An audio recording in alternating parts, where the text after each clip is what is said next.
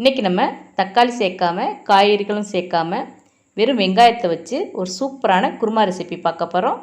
இந்த குருமா இட்லி, தோசை, சப்பாத்தி, பூரி எல்லாத்துக்கும் ஒரு சூப்பரான சைட் டிஷ்ஷாக இருக்கும்.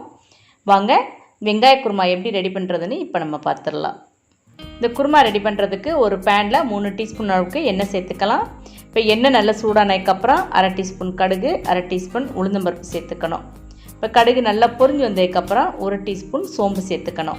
இப்போ சோம்பு நல்லா பொரிஞ்சதுக்கப்புறம் 2 துண்டு பட்டை, அப்புறம் ஒரு பிரியாணி இலை சேர்த்துக்கலாம்.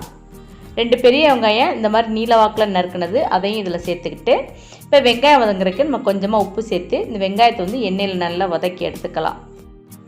வெங்காயம் வதக்கும் போது அடுப்பை நம்ம மீடியம் ஃப்ளேமில் வச்சு ஒரு 3 நிமிஷத்துலேருந்து 4 நிமிஷம் வரைக்கும் நல்லா வதக்கி எடுத்துக்கலாம்.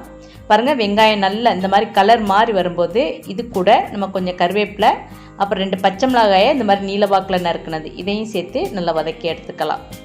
இப்போ வெங்காயம், பச்சை மிளகாய் எல்லாம் எண்ணெயில் நல்லா வதங்கி வந்துருச்சு. இந்த டைம் நம்ம குருமாவுக்கு தேவையான அளவு தண்ணி சேர்த்துக்கலாம். நான் 4 கப் அளவுக்கு தண்ணி சேர்த்துக்கிறேன். இது கூட 1 டீஸ்பூன் மஞ்சள் தூள் சேர்த்துக்கலாம். அப்புறம் இந்த குருமாவுக்கு தேவையான அளவு உப்பு சேர்த்துக்கலாம்.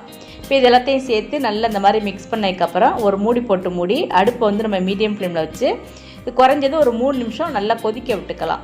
இப்போ இது நல்லா கொதிச்சு வர்றதுக்குள்ள நம்ம குருமாவுக்கு தேவையான தேங்காய் அரைச்சி எடுத்துக்கலாம். அதுக்கு ஒரு மிக்சி ஜாரில் ஒரு முடி துருவின தேங்காய் எடுத்திருக்கேன்.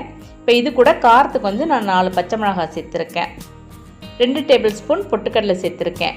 இப்போ நான் 1/4 டீஸ்பூன் கசகசா தண்ணியில் ஒரு 5 நிமிஷம் ஊற வச்சு வச்சுருக்கேன். அதையும் இது கூட சேர்த்து அரைக்கிறதுக்கு தேவையான அளவு தண்ணி சேர்த்து இந்த மிக்சியில் நல்லா நைஸாக அரைச்சி எடுத்துக்கலாம்.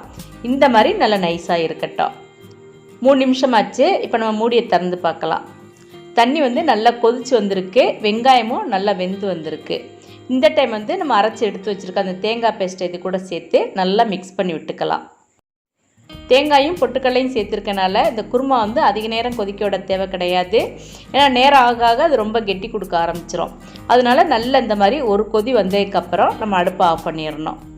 பாருங்கள், நல்ல ஒரு கொதி வந்துட்டது. இந்த குருமாவும் நல்லா கெட்டியாக வர ஆரம்பிச்சிருச்சு. இந்த டைம் நம்ம அடுப்பை ஆஃப் பண்ணிக்கலாம். இப்போ இதுக்கு மேலே நம்ம பொடியான இருக்குன்னா கொத்தமல்லி தலையை இந்த மாதிரி தூவி விட்டுக்கலாம். அவ்வளோதான். இப்போ சூப்பரான டேஸ்ட்டில் வெங்காய குருமா ரெடியாக இருக்குது.